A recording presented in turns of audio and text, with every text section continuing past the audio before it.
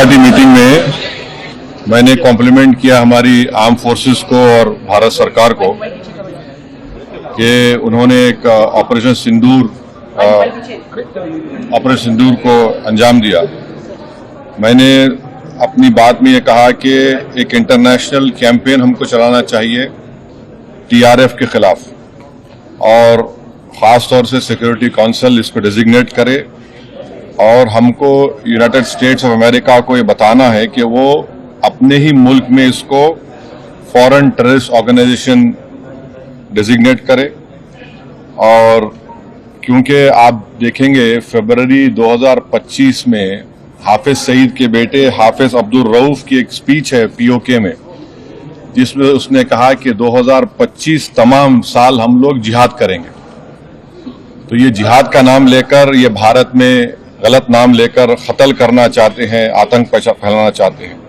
तो यूएस को हम रिक्वेस्ट करें, उनको लॉबी करें कि ये टीआरएफ को एक फॉरेन टेररिस्ट ऑर्गेनाइजेशन बनाए, पाकिस्तान को एफएटीएफ के ग्रे लिस्ट में डाला जाए। यूनाइटेड किंगडम से हमने ट्रेड डील किया है, अब क्या क्या बहुत सी चीजें कम हो जाएंगी, टैरिफ कम होगा। तो हम यूके गवर्नमेंट से कहें कि वो भी टीआरएफ को बैन करें और यूके ट्रेजरी पाकिस्तान को सैंक्शन करे। यूनाइटेड स्टेट्स से हम ट्रेड डील करने जा रहे हैं और यूएस प्रेसिडेंट ने कहा कि 0 टैरिफ होगा एग्रीकल्चर पर। तो ये मोर द रीजन है कि हम यूएस भी इसको कबूल करें। अब कश्मीर में गवर्नमेंट के पास एक बहुत सुनहरा मौका है, तारीखी मौका है कि वो यकीनन पाकिस्तान को कन्फ्रंट करें, मगर कश्मीरियों को अडॉप्ट करें। आप कश्मीरियों को खरीब करें। और ख़ास तौर से मैंने कहा कि जो पूंछ में जो लोगों की मौत हुई, सिविलियन लोगों की, और उरी में जो लोग जख्मी हुए, जिनके घर को नुकसान पहुंचा, गवर्नमेंट उनको टेररिस्ट विक्टिम का ऐलान करे, क्योंकि पाकिस्तान शेलिंग में उनकी मौत हुई है, और सिक्योरिटी रिलेटेड एक्सपेंडिचर के तहत मरने वालों को एक्सग्रेशिया दे और सरकार उनका घर बना के दे।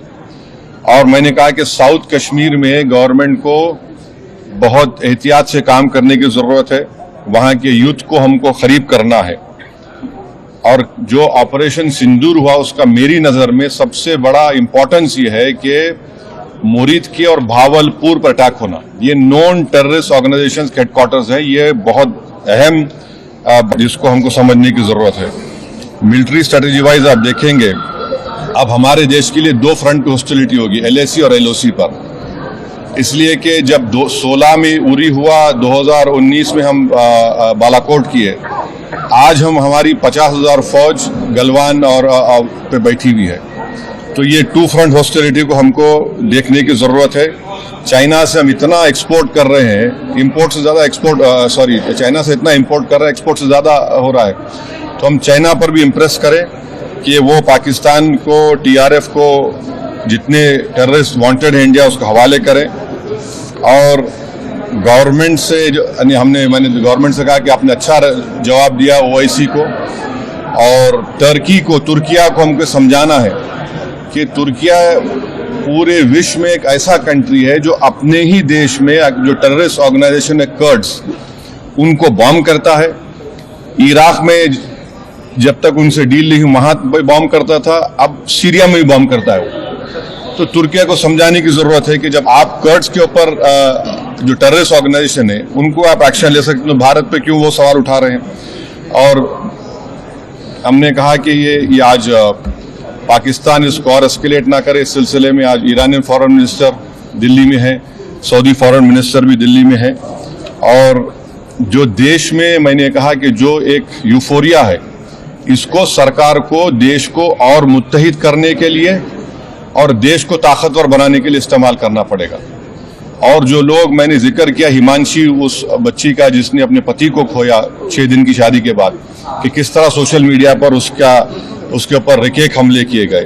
और आखिर में मैंने कहा कि न्यूयॉर्क टाइम्स, रॉयटर्स और CNN ने एक कहा कि बठिंडा में एक रफाल गिरा है, वो सही है गलत है हम नहीं जानते, मगर हमने एक गवर्नमेंट से कहा कम से कम इंडियन एयरफोर्स को आप कहिए कि उसको डिनाई करे, ताकि हमारे आर्म फोर्सेस का मोराल और उनके रेपुटेशन में